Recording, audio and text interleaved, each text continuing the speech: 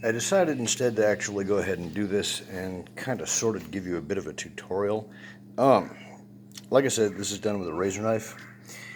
I've already scribed in all of the lines on all the hinge recesses, the little pockets that I'm cutting out. And then, like I said, you go in with your overgrown X-Acto knife and you cut a little bevel. And I start at the short ends. And then the next one, I cut along the long end.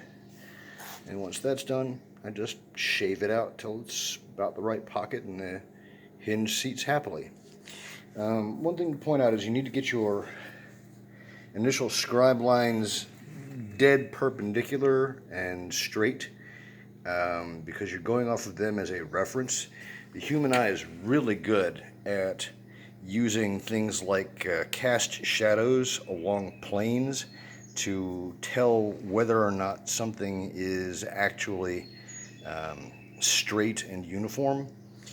But if you don't get your initial scribe lines dead straight and perpendicular, you're basically going to be compounding error with error.